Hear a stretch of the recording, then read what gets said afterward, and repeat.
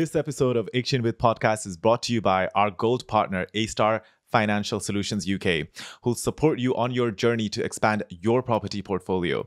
Thanks to our silver partner, TapTapSend. With great rates, zero fee, and instant transfers, sending money to Nepal has never been easier. Use the code IKCHIN10 for a £10 bonus. Download the app today, tap and send now. Big mention to our silver partner, New Lakshmi Jewelers, home to a stunning range of jewelry collection and timeless pieces from the heart of Aldershot.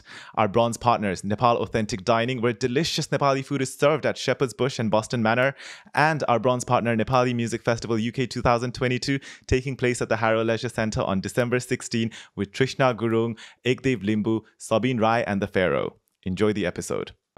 I'm nervous. Nothing is going to be edited. Oh, no. Nothing is going to be edited. I'm nervous now. Chat. So even if you have like a moment of thinking, that's fine. Yeah. Because I was like, I was with my sister yesterday. I was like, what am I going to say for an hour? But, just conversation flows. Yeah, exactly. Yeah. Well, we'll find out now. And on that note, to everyone listening, welcome to another episode of Action with Podcast. This is me, Lex Limbu. If you're listening to us on Spotify and Apple Podcast, yay, thank you for tuning in. And if you are watching us on YouTube, then hello. Well, I have with me Akanshya Gurung. Hi. Thank you so much for coming, Akanshya. Thank you so much for having me. Akanshya, the first time I actually spotted you was on LinkedIn. It was on LinkedIn. And I was just like, oh my God, there's a fellow Nepali person who I believe at that time you were working or you were doing something very close with the Labour Party in the UK. Yeah. And that just kind of really fired me up. But at that moment, I simply did not have somewhere to bring you and have that conversation piece because I felt that, people needed to see you and hear you rather than just like a written kind of interview format as well. And it's taken a while, but you're finally here. So I'm so glad that you're here because I know a lot has happened, but that just means that we can talk about so much more. Yeah, thank you so much for having. That's such a nice way to like hear how you found me. And I'm glad I'm here as well. Yeah. The power of social media. I know. Talking about, adding on to the point that I just made about the Labour Party, getting straight to the point, you made quite a big news among the Nepali community back in 2019 because that was the year when you stood for local elections. Yeah. And how old were you? Just like 22? Yeah, I think I was 22. So I was on my final year of university. That's crazy. Normally, final year of university, that's when people are trying to, calm down and just focus on, getting through things. But there you were. I think you were standing in for Purbright in Guildford. Yeah. Yeah. And like, how did that come about? I have been a member of the Labour Party since I was 18 years old. For a few years now, I've been a Labour Party member and I've been involved with my local constituency back at home where I live with my family. And I moved to Guildford for university. So I went to the University of Surrey and through that as well, I got involved with the Labour Society there. I was actually the co-chair in that year. So I was leading the Labour Society in the university. And then through that, obviously, we got involved with the local Labour Party as well. And I don't know if you know much about Guildford, but it's very conservative heavy. And so the Labour Party there is small, but they're quite mighty. And they're so enthusiastic about including, younger people, the students, because obviously the student population is a significant population. Of course. And they should also have a say in what the local government does because they're going to be living there for 3, 4, 5 years, however many years. A lot of them even stay there, even after graduating. So actually, they were really excited to have students joining in and we were obviously like really active and enthusiastic and it was really nice to be involved with them. And then when the 2019 local elections came around, they asked, I think myself and another student to run in some wards and, obviously I explained, I'm in my final year of university and etc. And they were like, actually, we really want to tap into this ward called Purbright where I don't think they ever stood a Labour candidate before ever. And they were like, you know what, we just want to try it because even if we know we're going to lose, even if we don't get, a big portion of the vote, it's kind of like something to say to have someone standing there for a party, you know. It's giving the residents a choice. Even if they don't choose us, at least they see Labour Party on the ballot. Yeah. And there's something to have said about that as well. You know, it's significant to do that. And this ward, Purbright, actually had an army base. Yes. Now, we know about the Gurkhas, and we know, obviously, a lot of British soldiers are Gurkhas and a lot of Nepalese. And so when we went to try and get enlisted to have me as the candidate, what you have to do is you have to get just 10 signatures from the local area. And they had, in the past, they had even struggled to do that. So that's why they never had a candidate there. And they were like, we're going to try it. And then I was like, you know what, there's an army base. I was like, to, you know, the local Labour Party, I was like, maybe there's some Nepalese people living in, you know, in this area. And we went through the list and there were so many, you know, I could recognize the Nepalese names, you know, the surnames.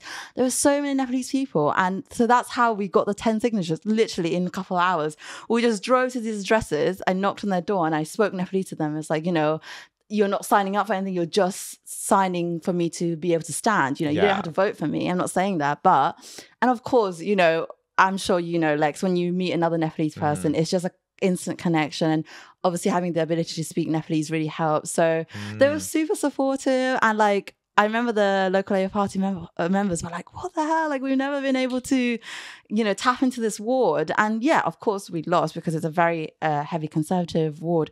But it's just that feeling I got when I was like, my community have like come out for me again. And then it's like a sort of a marriage between like the Nepalese people, then my Nepalese community and my Nepalese heritage, and then like my Labour Party involvement. And so it was actually like a really like exciting time. That's so to do amazing. that. Oh my god, just hearing that, it's kind of giving me goosebumps because like everyone, I mean, I'm sure, I don't know if like, you know, people probably take different aspects away from, you know, that story. For me, it's more like, regardless of you winning or losing, it's that somebody actually stood up. Somebody took that step rather than could I, should I, you know, is it my time? And it's like, actually, your time is right now. And you know what, Lex? Also, something I've learned is that it's not always about winning. And I know that sounds like such a stereotypical saying, but like, even that ward, I knew I wasn't going to win, but it's the fact that we just have representation of the Labour Party at ballot. It's the fact that, okay, if there is even just one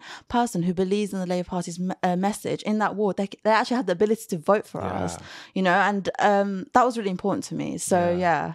That's so amazing. I think that just hearing that bit, it has just kind of really inspired me. But the backstory of like, you know, connecting with fellow Nepali families there, I know, that's amazing. I love that. Gosh. And so politics. You joined the Labour Party as a member in 2018. When I was 18 years old. Oh, when you were 18. Yeah, okay, when I was 18 years old. Yeah. Yes, that's what you said. So how does one become a member of a political party in the UK? It's so I'm not sure about the other parties. They might have different rules, but I think you can join the Labour Party when you're as young as 14. So actually, I probably would have joined before then, but I thought you had to be 18. You know, like so you have to check the rules. Yeah. So I waited until I was 18, then I found out actually you can join earlier than that. And again, the rules might have changed, but that's how it was before. And you just sign up. And as a student, again, they charge you some money, but as a student, it was like £1 a year or something. They make it super accessible, and again that might depend on the different political parties, and it depends on your age, your income, etc. But they make it super accessible for young people and students. So yeah, literally just signing up, and then you get a card and it tells you, you know, the details of your local Labour Party, so you can connect with other people in your local area that, you know, are part of the same party. Great. So I guess for anyone who's listening and who's kind of like interested, please Google it. I had also checked as well back in the days and so on. So but I just thought, you know what, let's hear it from you. Yeah, it's super easy. Yeah. And I read your kind of I don't know if that's called a manifesto, but there was like a 2-page document when you were kind of standing up and so on, and there were some priorities and things there. How do you think like time has changed from 2019 to 2022? If you were to you know, go for local election right now representing somewhere else, then what are some of the maybe new things or themes that would be of your concern for your kind of community? The thing is, that's actually quite a hard question to answer, because it really local elections and local priorities really depend on the area. So if you are standing on a more deprived area, your concerns might be different to if you're standing in a more affluent area, for example. So it really does depend. And as you know, I've been away for a while. So I've not been familiar with the local problems of like my constituency, for example. But I would say, I mean, coming from London, the cost of living in London is astronomical. I would, if I was standing right now, I would emphasize on that, but also emphasize on young people, because I'm 25 and I'm still living at home with my parents, which is like, you know, normal. But like, I'm just like, when am I going to be able to move out? Like, rent is this much, bills is this much, you know, the wages aren't increasing with the, you know, the cost of living in London. Yeah. So being a London resident, honestly, that's one of my biggest concerns. Like personally, I know, speaking to a lot of friends who are either from London, living in London, or want to, you know, move to London for jobs, opportunities or whatever. They're like, well, how are these wages going to keep up with the cost of living? That's honestly one of my biggest concerns is, Gosh. yeah, sorry to dampen the mood a little bit. And now we're heading towards a recession. Yeah. I know the other day I was just, you know, on my phone, and then I just get a news alert, recession coming. And I was like, I do not need this right now. I was just, oh God. It's just, but me, anyways. Okay, cool. So, on a different note, so how did you end up in the world of politics? So I would credit my late father, Gam Bahadur Gurung. So if you aren't aware of him, he was actually the first Nepalese Labour councillor. So he stood in my local area, and he was a councillor for a ward called Colliers Wood. And I think that, obviously, like I remember like being younger, and I remember he used to take me and my brother on weekends to do like leafleting. Oh, really? Yeah. Like with him.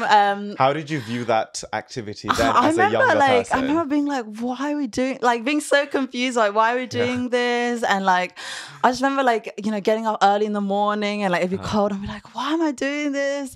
But sometimes it'd be really fun, and like we'd get to meet like loads of different people, and like we'd meet the other councillors, and to this day they're still like looking out for us, and I'm still close to them. So actually, like, it was really like nice bonding with them. But I remember being like so confused, like what is this? And then sadly my father passed away when I was 16 years old, and obviously, like, you know, he will always have that impact on me, you know, that he stood up as a Labour councillor, his values in life, you know, the values that the Labour Party overall try and carry, but just the things he taught me as well. Like he, you know, I'm sure like a lot of Nepalese people will understand, like, education is so important in our culture, and he really like pushed that onto me as well. So I think, like, not just in the sort of traditional education term, but also like just like learning about the world and thinking critically and thinking sort of like, why is this happening? Who is doing this? And I think when you start to ask that question, you start to ask questions about like the system we're in, the laws that we have, you know, who's in power. And I think that kind of like way of bringing up always made me like, you know, question these things. And I think that's how I slowly got into politics as well. And actually, I didn't even study politics at, you know, high school, but I studied history, and we did, you know, history obviously incorporates a lot of politics. And I remember being so interested, and we even went to a school trip to Washington, D.C. And I remember just being... Sorry, what? You went on a school trip to Washington, D.C., which is in America. I know. That's such a major school trip. I know. Was this during sixth form or? Yeah, so I was like 17, 18 years old. That's still major. I mean, we went to Wales, so... Yeah, we were elite. No, but, wait, was this a normal state school? And so, okay, that's another story. But I was at a grammar school for sixth form. But we also went during February, which is so cold. So I think the ticket were very cheap then. But yeah, and I think going to Washington, D.C., like all those accumulated so much interest in me. And then I think the sort of like where it hit boiling point was the 2015 general election. So I was 18 at that point, so I could vote for the first time. And also then when you can vote, I feel like you have more of an investment as well. And for me, it was so clear cut who I wanted to win, not just because of my family background, but just because of the values I had, and especially for young people.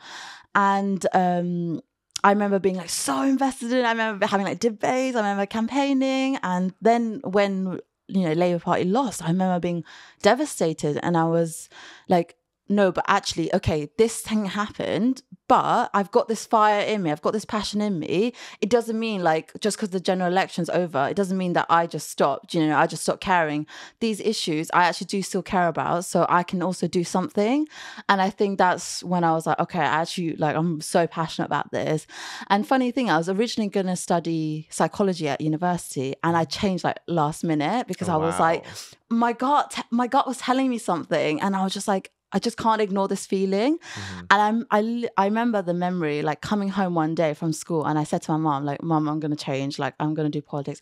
And I'm, mums, obviously they're going to be concerned. They're going to be like, oh, but like, what job are you going to get from that? Like, what are you going to do? Like, and I just told her, I was like, Mom, I just know, like, I need to change. And then at that point, I'd even written my, the statement that you send to your university. Yes. I'd already written that up, already got that checked. I changed I had to change it all. Wow. But that's a lot of work. Yeah, but I just knew, like, I was like, this gut feeling was telling me, and I just like went for it, and obviously, like, here I am. That's amazing. So 3 years, was it 3 years at University of Surrey? So no, I did 4 years. Oh, okay, cool. I did a placement year, so it's like a extra year.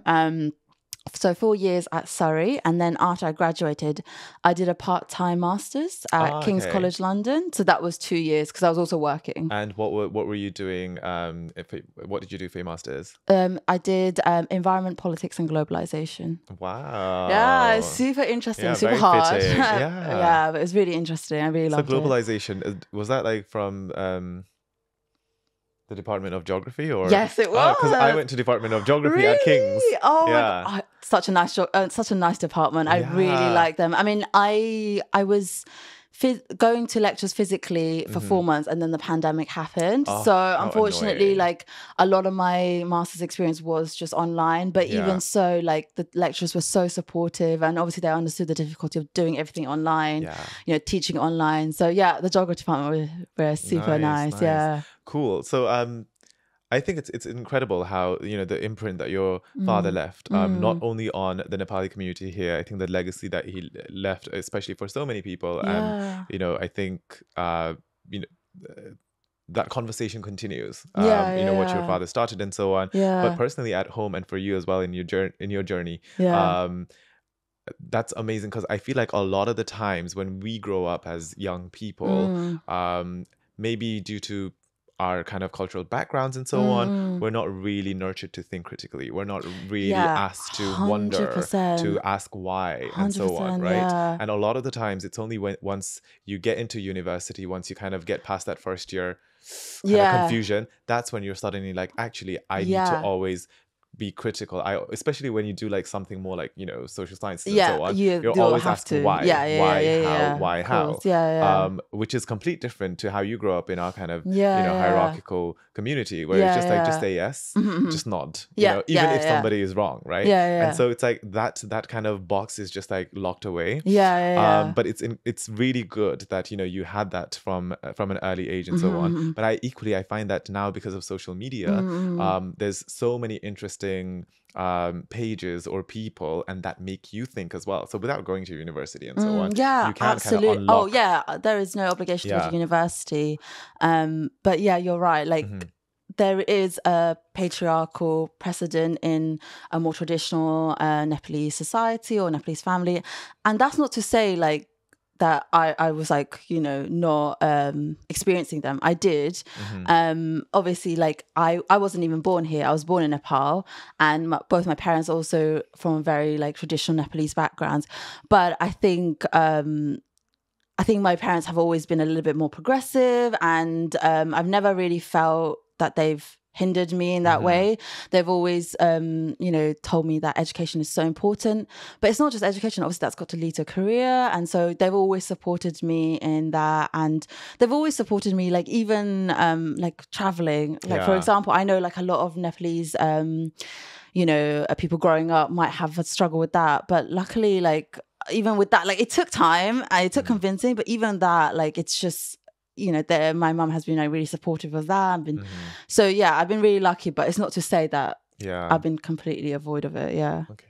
No, that's really, it's really great to hear. And like you said, no matter what the challenge is, our parents operate from a different kind of time period and so on, and they have their own battles regarding identity, culture, and the loss, you know, the impending loss and so on. But you know, if we feel that, you know, there's something that we really need to do, want to do, and that's going to make us feel better, or our journey you know, get more value, then we really need to pursue and push towards it as well, just like how you changed your course towards the kind of, you know, final period and so on. We just have to do it.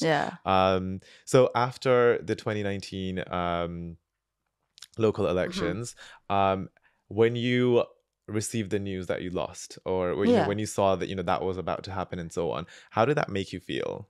Oh, like I was expecting it, but it was still like so exciting to be able to go to the count, which is this event where they obviously count the votes and they announce it.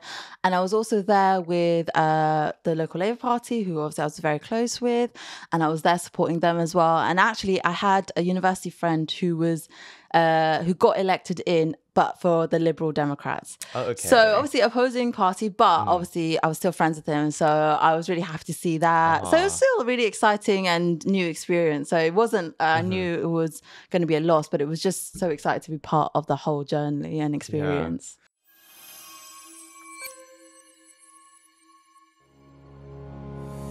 Welcome to A-Star, your complete financial solution. The A stands for first class service and the star relates to you, our most important clients. We are a team of whole market advisors with more than 10 years of excellent service. Serving nationwide, we specialized in home mortgages and remortgages, wills and estate planning, residential sales and lettings, property management, real estates, insurances and pensions. For both personal and business financial advices, please feel free to contact us for consultant. We look forward to working with you. A-Star Financial Solution, making your move memorable. This episode of Action with Podcast is brought to you by our gold partner, A-Star Financial Solutions UK, who'll support you on your journey to expand your property portfolio. Thanks to our silver partner, TapTapSend. With great rates, zero fee, and instant transfers, sending money to Nepal has never been easier. Use the code ICHIN10 for a £10 bonus. Download the app today, tap and send now. Big mention to our silver partner, New Lakshmi Jewelers, home to a stunning range of jewelry collection and timeless pieces from the heart of Aldershot. Our bronze partners, Nepal Authentic Dining, where delicious Nepali food is served at Shepherd's Bush and Boston Manor. And our bronze partner, Nepali Music Festival UK 2022, taking place at the Harrow Leisure Centre on December 16 with Trishna Gurung, Ekdev Limbu, Sabine Rai and the Pharaoh. Enjoy the episode. And like, you know, Akanshya, like it's 2022 now. So much has happened, like politically and so on. So much continues to happen. In the UK, we're seeing so many things unfold. What do you like? And also with Labour Party kind of struggling at the moment, or has been for a while. Like, what's your view? Like, you know, how does all of this make you feel? Because sometimes I feel like when you either go one way or the other way. One way is you love something even more. You're like, no, we're going to go through this. It's a tough phase, but we're going to go through this. But sometimes, even as members and so on, we become more like lost in this whole kind of funk. And we're like, okay, I really don't know if I should be believing this anymore. Or like, you know, you forget your political ideology and so on as well. Unfortunately, I think I'm steering towards the second category. And it's more the fact that since I've been able to vote, every significant election or referendum I voted in has gone the other way. And even though at the start, 2015, I was like, okay, it's fine, I can continue this. And I did for so many years. I put my heart and soul into activism, into, trying to win elections. And when it doesn't go the way every time, it's so demoralizing, especially as a young person. And I remember when Brexit happened as well, like, because, okay, general elections happen every few years. I mean, in our country, it's happening like a lot more than it should traditionally be. But the referendum is so like set in stone now that I'm just like, I was so devastated. And especially as someone who, loves to travel, who wants opportunities for young people to prosper, that's really going to limit young people. And I remember like that was sort of like the beginning of the end, I would say, when I was just like feeling so defeated. And then every time there's a general election, we're losing, and I have hope, and then we lose. And I think it's just kind of getting to me, you know? And then, as you said, within the Labour Party as well, there's so much infighting. And then like the Conservatives are becoming even more right wing as we go on. And I'm just like really losing hope. So I think I am still involved with politics, but in different ways. You know, there's a world of politics and influencing in politics outside of party politics. And a lot of people do need to take that into account. And I think I've just kind of been like, okay, I think I want to, I'm still a member. Yeah. And I would still support the Labour Party, but I think, I'm just kind of not as involved with the party politics anymore. Yeah, for sure. No, I think that was a very honest answer as well. And I really did not know which way you were going to go. But I know a few people as well, like, you know, they've always loved the Labour Party, but also like they're getting to that point that they know the Labour Party can and needs to be so much better. So this is right now is not what they support, even though they'll always be in the Labour Party spectrum. Yeah, exactly. But it's such a complex thing. And equally, you know, they're not going to vote for anybody else. They're not going to vote for anybody else. But it's just that, right, it's a very complex kind of exactly. view and feeling right now, towards... there's just so much happening in party politics, you know, Labour Party, Conservative Party. I mean, right now, we have the leadership contest in the Conservative Party, and I'm just like, I'm just losing hope now, you know, and it's so demoralizing. And I'm only 25, so I'm just like, So on a positive note, what are some things that you do, that you see, or, you know, that you kind of are involved in that makes you kind of be hopeful about the world and about the days ahead? Yeah, so right now I'm the head of communications at a not-for-profit called the Future Leaders Network, and they're a not-for-profit organization that really wants to empower and train up young people, and in anything. It doesn't have to be politics. It can be politics, business, whatever field that you want to go into. They want to like empower young people, and alongside, you know, running workshops and training, they also send in youth delegates to 3 significant sort of international governmental summits, so that the youth voices of the UK are represented. So I'm the head of communications at that organisation, and I also worked with them last year. And so I think that's been really encouraging, because just supporting young people. I mean, I've talked about young people already so far, and I think that's the key. I mean, we are the future generation. So supporting them in these like summits that they go to, but also just in any field that they want to embark on, just making sure that they're empowered to do so. So yeah, the work that I do with the Future Leaders Network has been really exciting.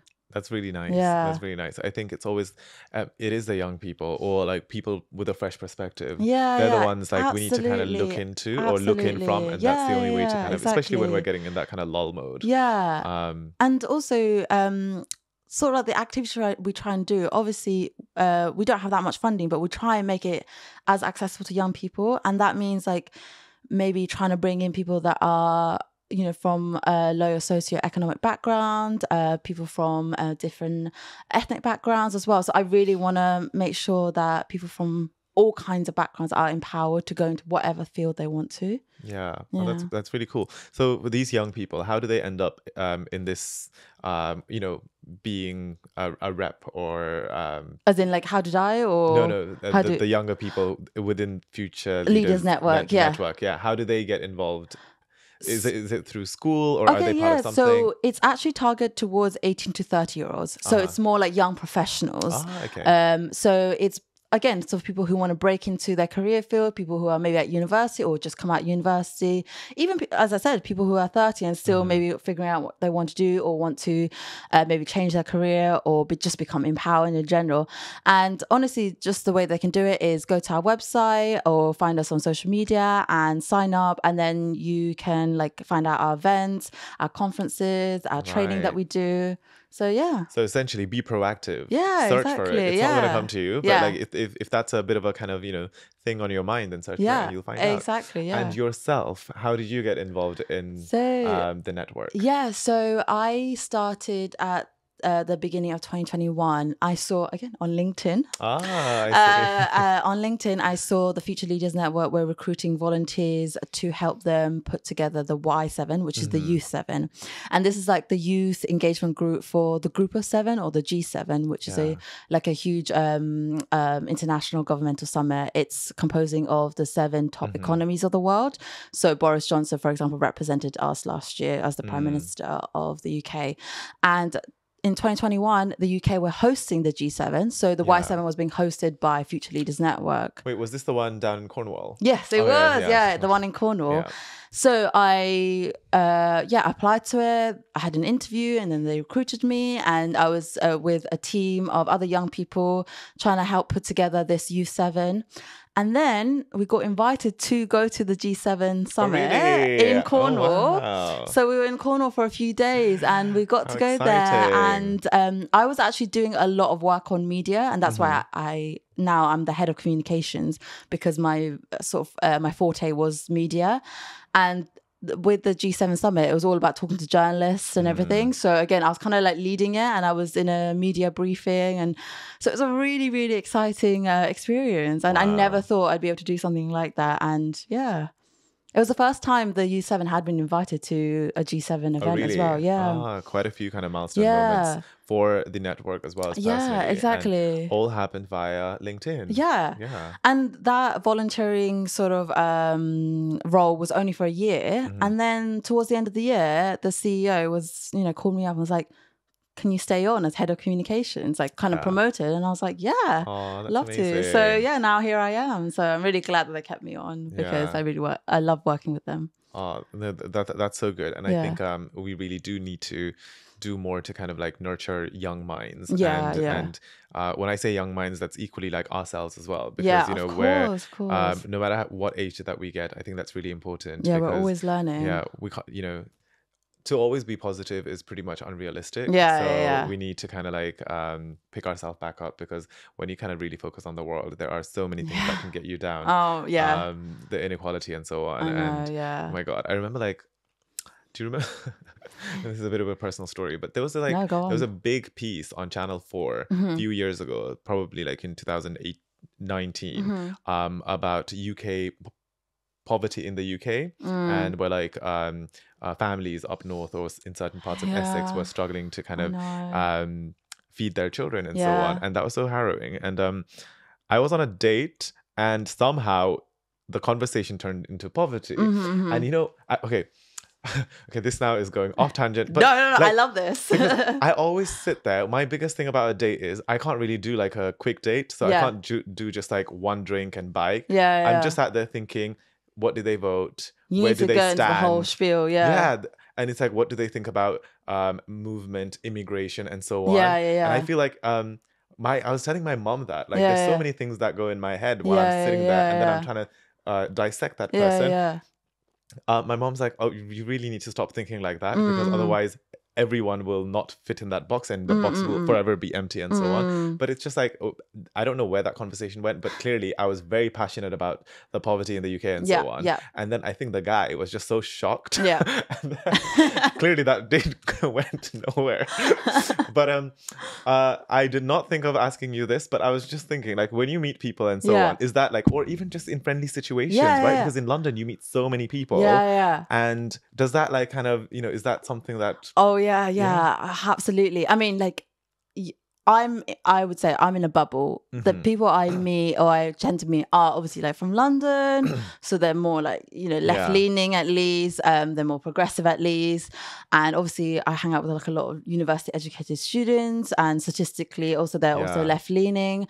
So I am in a bubble. So when I do meet people, usually they are progressive, left leaning and stuff. But you're right, like it is all kind of in the back of my mind. I'm just like, I'll say a comment, I'll be like, and it's sometimes got me in sticky situations. And you remember the comments, like what they've made, or their views about and you're something. Like, oh, okay, and then but you've got that noted in your head, like, okay, so that person, nah.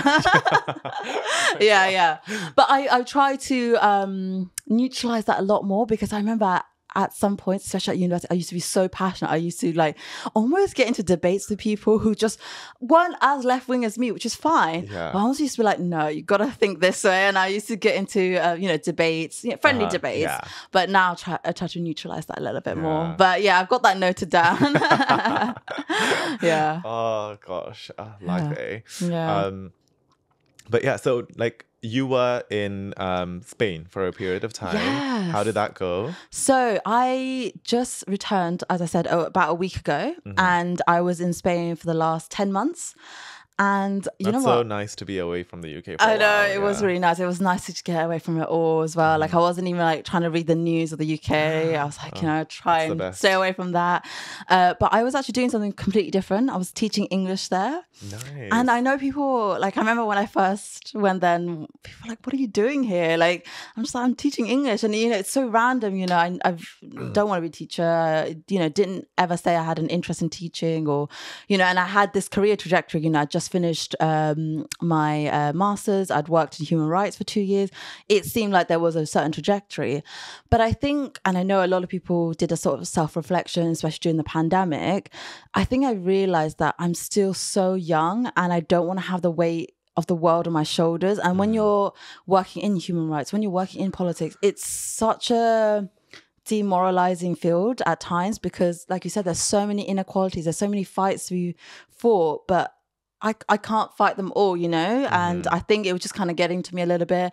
Masters was really hard, especially doing it all online. So I was just kind of burnt out. Yeah. And I was like, I really just want to live abroad and do something completely different. And I did look at jobs abroad, but with Brexit, it was very difficult. Yeah.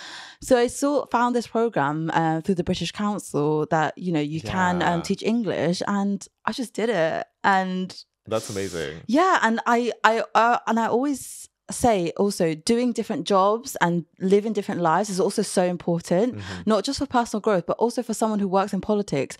How are you going to represent the voices of people across the country if you just live this one privileged life, if you just live this one career track of this, if you've just done one type of job? Do you know what I mean? Yeah. Different experiences feed into how you your belief system. Yeah. So I think that's really important to also just mix it up. So yeah, and I had an amazing time. I lived in Madrid, so the capital city, and yeah, it was amazing. And I did a lot of traveling as well. So yeah. No, that's really good, and I think I liked how you kind of brought it to that point that sometimes we deserve that bit of change. And the more that we do, the more because if you just continued, if you had found another job in the same sector, you probably would be in a place where you'd have more responsibilities. And the thought of taking 10 months out and so on to kind of do something, it just would be like, oh no, this just won't work and so on. Exactly. Right? It'd be a bigger conversation piece. So I think you have to do it. And you're only 25 as well. Yeah, exactly. And what I always say is,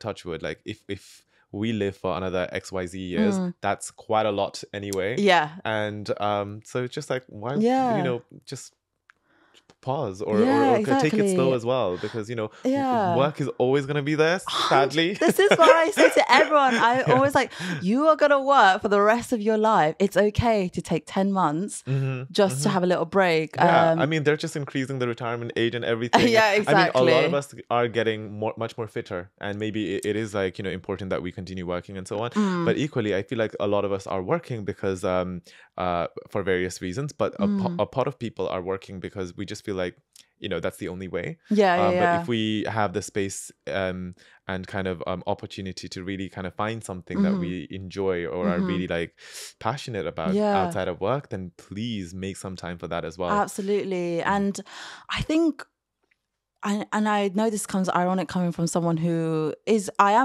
would say, very career driven, but I think we need to try and sort of unlearn that we need to be career driven all the time. I think when we're old and grey, we're not going to look back, oh, I did this many years, I achieved this. Obviously, achievements are important, but also about the friends that you made along the way, about the places that you visited, about the experiences that you had. That's also really important. So I think, especially while I'm still young, I really wanted to do that. Yeah. Oh, that's really good. I'm so glad that you had such a good time out there. Thank you so much. Teaching English, was this for... It was teaching English at a high school. Okay. So we're completely to what I'm used to, and it was a really good experience. And did you pick up any Spanish along the way? I did, yeah. still learning, but it's so weird coming back because I had like Nepalese, English and Spanish in my head, and I was I remember I got off the bus and I said gracias to someone instead of thank you. So it's all like 3 languages in my head. I'm like, yeah. I want to go to Spain, maybe Madrid. Not like I've been to the islands, some Spanish islands, but I've never been to mainland Spain. Yeah. But I watch quite a few Spanish TV series and so on. They're good, aren't they? Yeah. But they speak so fast, and a lot of the time they go por favor and stuff like that. I'm just like, I just want to go there to be able to pick up a few things and so on. Yeah, absolutely. I would really recommend the south of Spain as well. Beautiful. Yeah. Oh gosh, that's so good. Yeah. But equally, the UK is really nice at the moment because I mean, why is it nice is another question. Yeah. But it's like it's really warm, so it's warm, and which is the best time, like summer in the UK. Yeah, absolutely. It's a good time for you to come back. Yeah. So in terms of now that you're back, and if looking ahead, like how do you kind of, not meaning to rush you, but like is there any kind of ideas or themes emerging in terms of where you want to kind of step in? Yeah. So I mean, as anyone in their 20s know, trying to figure out what you want to do in life is such a difficult process.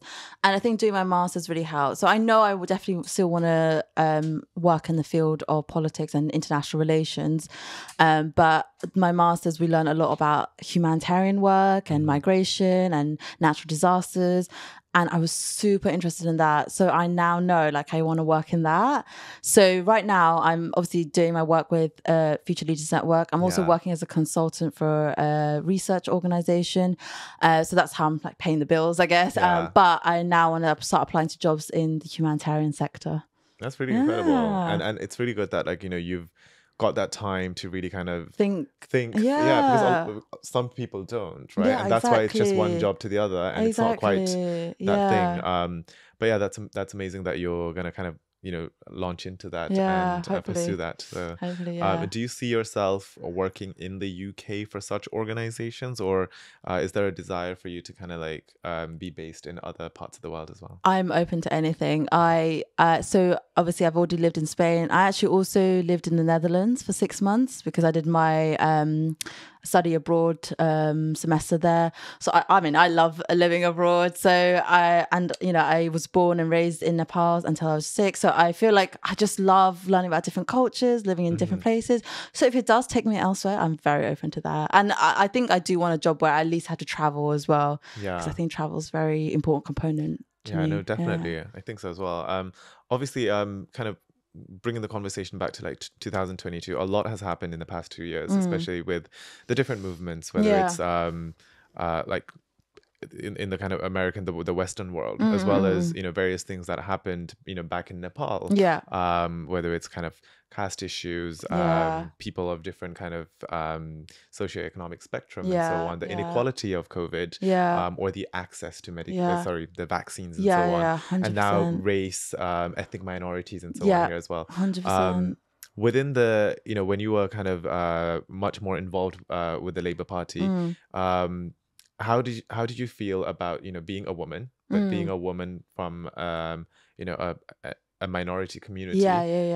Did you see many people like yourself? Because obviously we think, oh, Labour means all of us, right? But in that kind of in that spectrum, how was it? I mean, the Labour Party as a whole, like when I went to conferences and events, everyone's very welcoming, and it is pretty diverse, especially compared to other political parties. But you're right, I didn't see many people that look like me in terms of like my race. I never saw Nepalese people, especially young Nepalese people. Never, ever. Like I would maybe see other ethnic groups being represented because I used to go to like youth events. Never Nepalese people. And as I said, as a woman of color, I would also find that even within left-wing spaces, whether it's a Labour Party or just general left-wing spaces, I would find myself being patronized a little bit at times. And, I'm just like, am I just, overthinking this? And then you talk to other young women and you realize, okay, it's not just me. This is actually a thing that happens, even in, progressive spaces. And I think like when you're younger and still trying to figure out what you believe in, it's really easy to be patronized because these people, they come in, they've got like, oh, I've read this, I've read that. But actually you bring something unique, they're a white male. Exactly. but I'm a woman of color. I bring my experiences of being an immigrant, of being a woman, of being a Nepalese woman into this space. And my views and my experiences should feed into policies, should feed into discussions as well. And actually, I would say, really, I've got something more valuable to bring, something a bit different. So I think it took a bit of time to sort of learn that and really reinforce myself. Okay, no, I've got a space to say something and I have a voice and I should say that. But yeah, patronizing behavior is so common in all spaces, especially towards young women. So yeah. Gosh. Sadly, it's universal. Yeah, how exactly. frustrating. Exactly. I had a question when you were kind of talking about that and unpacking it, but now it's completely lost. Oh yeah, take your time, take your time. Yeah. So I'm the one with the silence today. I've left you speechless. Yeah, definitely. Cool. Yeah, now I'm still kind of thinking. No, take your time. Okay. Yeah, so oh yes. So I wanted to ask, you mentioned that you were actually born in Nepal. Yes. Yeah. And so at what age did you come to the UK? And was that from Nepal, or did you have a bit of a journey to other countries? So I was born in Nepal, in Pokhara, and I came here when I was 6. So it was straight from Pokhara to London.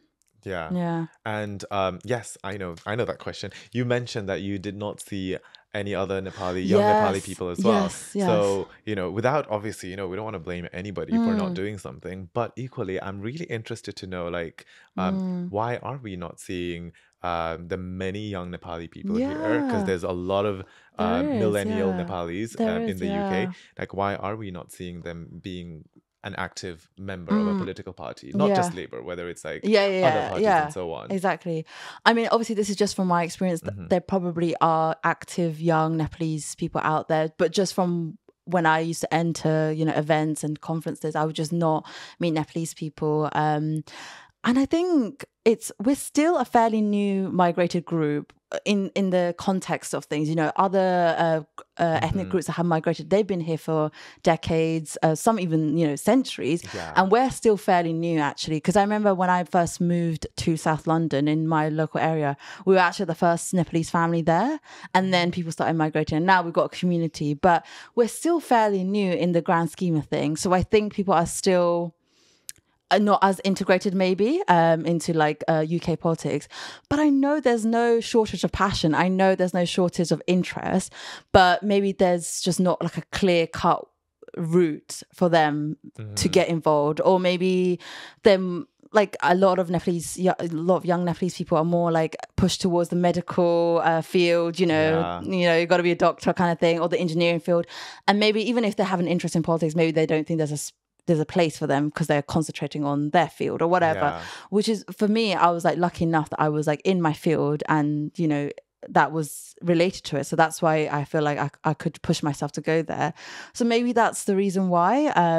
But, in general, young people aren't always the most active in politics in traditional methods, but there, as I said, there's no shortage of passion or drive. We just need to channel that in maybe different avenues. Yeah. No, I think that's a really good answer, and that's a good kind of observation as well, especially around a lot of movement from Nepal, or whether it's Hong Kong, that actually started from 2000, between 2005, 6, 7 period. Exactly. Yeah, it's not been that long in the grand scheme of things. Exactly. Yeah. But I hope that there will be more individuals and so on. Too, yeah. Whether you don't have to be an active member, or you don't have to even rise up and so on, but just having that kind of political awareness and literacy, and having an open dialogue, but also making 100%. Sure that you're respectfully listening into other people's views, because everything that we do is political, and it feeds into all aspects of our lives, and I think that's really important. But I think whilst I might not have seen many young Nepalese people in political party spaces, I do feel like there is a lot of young Nepalese people questioning the traditional Nepalese way of thinking. I mentioned the patriarchy, for example.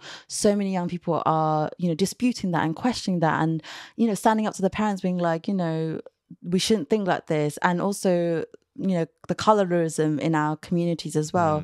I feel like we're also being progressive with that, the racism, everything. I think there are so many dialogues happening, and I'm so like happy to see that happening. Yeah. Oh my God, yeah, definitely. And we now just need to like kind of like take a step back and see that all connects to somewhere. Yeah, exactly. And, you know, exactly. so, yeah. but that's cool. So, yeah, I'm definitely like interested to see like in this kind of space, you know, who will emerge and so on. And I hope like you know, just hearing your story is great. And I know that there's a lot of Nepali, especially more men who are in like, you know, occupying positions of being a councillor, mayors, and so on. But I hope like other people follow suit as well. 100%.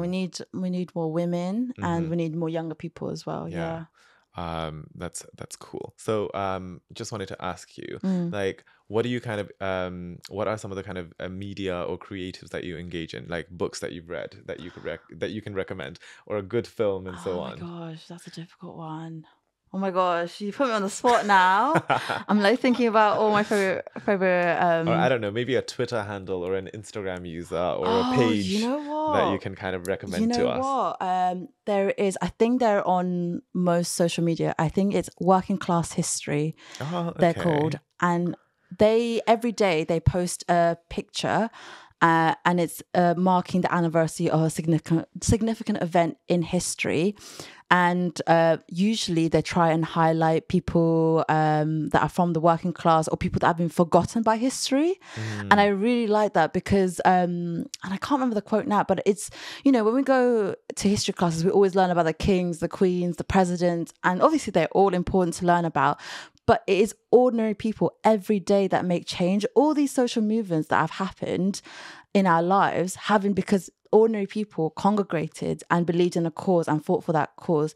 The 8-hour week that we, 8-hour day week that we have, you know, working 8 hours, we didn't always have that. It's because workers came together one day, you know, and fought against that. And so this Instagram, and I think they're on Twitter as well, Working Class History, they always post significant like events that have happened in history, and I love it because you learn so much, and it's from all over the world as well. So you learn about things that have happened like all over. It's honestly so educational. I love it. Yeah. No, that sounds great. I'm gonna have to give it a follow, because a lot of the times when these kind of pages emerge, you know, they have their own reasons, but sometimes it's very kind of just US centric. Yeah, or UK exactly. centric. UK centric. Exactly. And our education system as well is very UK and US centric. Yeah. So it's so nice to hear and learn about other people's history, other countries' histories. Definitely.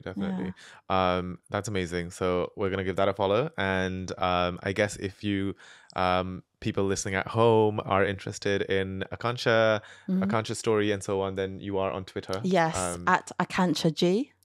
So that's where you can follow and kind of get, I guess, networking or see more from Akanshya as well. I think we're pretty much nearing to the end of the podcast, and it has been a delight to have this conversation with you. It's been so nice speaking to you. It's been such a you've been such a breath of fresh air as well, because you know I've spoken to quite a lot of different people, and I guess you know, we haven't had somebody that we could speak to about politics, but also that kind of young youth energy and so on as well. And I think you have an exciting future ahead of you as well. Do you have any kind of final words to share, not to me, but like to anyone listening? You put me on the spot, but just if you believe in something, don't lose hope. And there's so many ways to advocate for that cause. I'm not saying you have to be like me and go full out or whatever, but even having conversations with your family, your friends, you're creating something. So don't never ever like underestimate the power that you have just as an individual as well.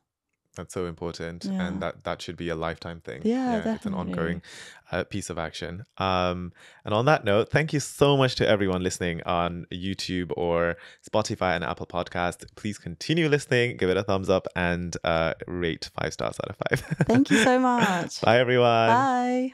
This episode is brought to you by our gold partner, A-Star Financial Solutions UK, silver partners, Tap Send and New Luxmi Jewelers, bronze partners, Nepal Authentic Dining and Nepali Music Festival UK 2022. Thank you for listening to Ik Chin With.